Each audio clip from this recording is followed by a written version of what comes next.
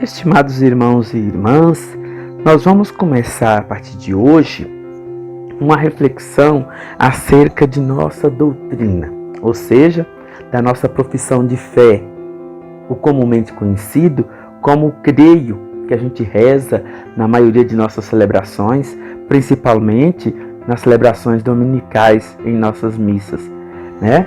Então, nós vamos refletir de forma bastante simples, porém de forma bem profunda, um pouquinho acerca da realidade que compõe a nossa doutrina, a nossa fé. Por quê? Porque nós precisamos conhecer bastante a nossa doutrina para, de certa forma, experimentar e viver de forma mais prática, de forma mais concreta, a nossa fé.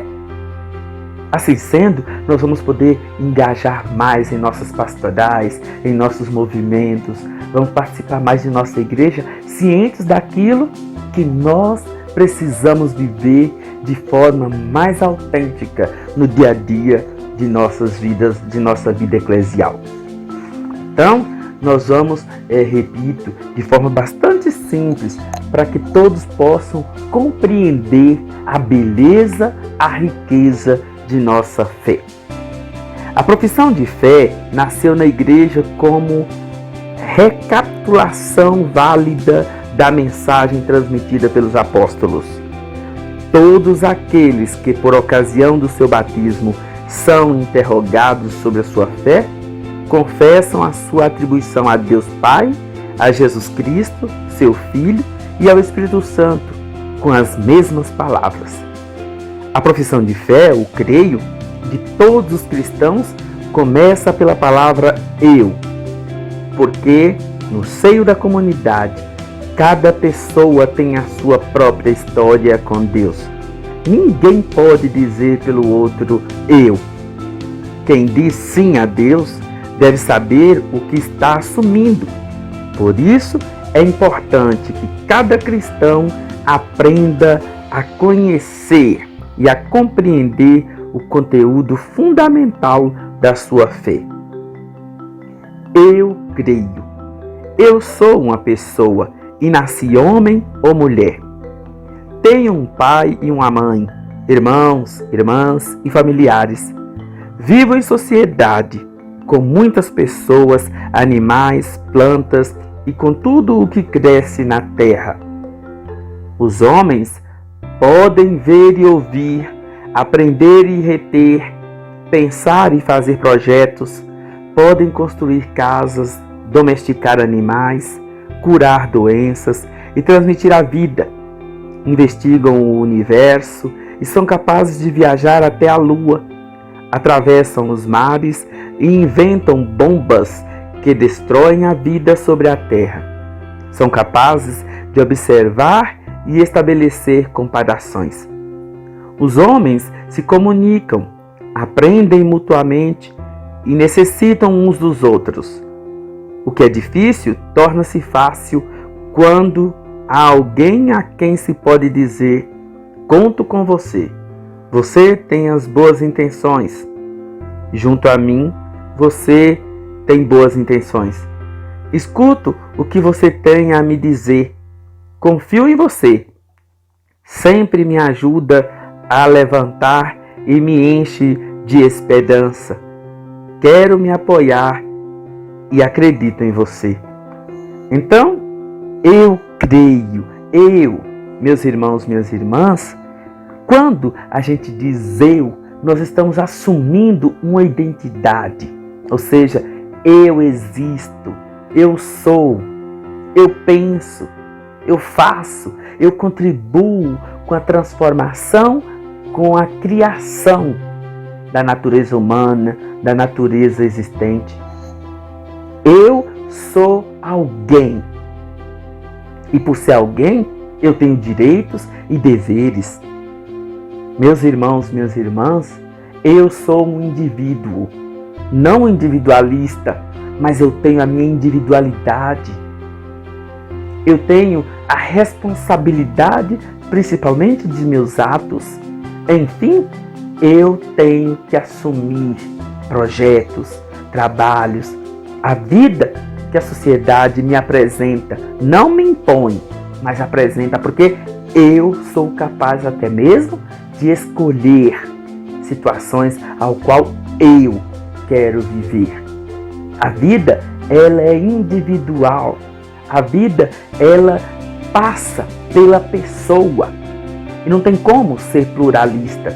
Não tem como colocar no coletivo tal situação se cada um vive de forma diferente um do outro. É algo, de certa forma, muito subjetivo. Eu tenho meus sentimentos, eu tenho meus pensamentos, eu tomo minhas decisões, eu sou responsável por tudo aquilo que eu faço. Então, meus irmãos, minhas irmãs, cada um de nós se torna corresponsável pela sua própria vida. Porque Deus, nosso Senhor, Ele é o primeiro artífice dessa estrutura ao qual nós chamamos eu. E cada um se torna responsável por tudo aquilo que você vir a fazer a partir de suas decisões, a partir do uso de sua liberdade. Infelizmente, esse eu está em crise. Estamos passando por um processo muito forte de crise de quê? De identidade. Por quê? Porque eu não sei mais quem sou eu. Eu não sei mais em que eu me transformei. E aí eu acabo, de certa forma, me perdendo dentro dessa grandiosidade que eu sou. Como é comum hoje a gente ver homens e mulheres com a idade já avançada, mas com posturas de rapazes e moças de idades de adolescentes. Como é comum a gente ver rapazes e moças adolescentes com posturas de pessoas de elevada idade. Como é comum a gente ver crianças com posturas de adultos ou vice-versa. Enfim, como é comum a gente ver que esse eu está em crise porque nós não sabemos mais quem eu sou. Ou melhor, eu não sei quem eu sou. E aí se torna difícil tomar decisões, se torna difícil optar por alguma coisa ou por alguém.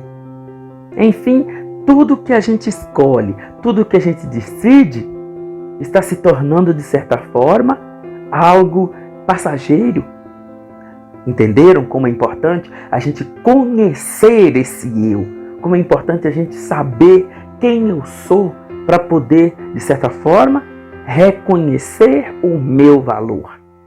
Nunca na história da humanidade se viu tanto divórcio, tanto abandono de filhos, tanto abandono de emprego, tanta indecisão, nas escolhas profissionais.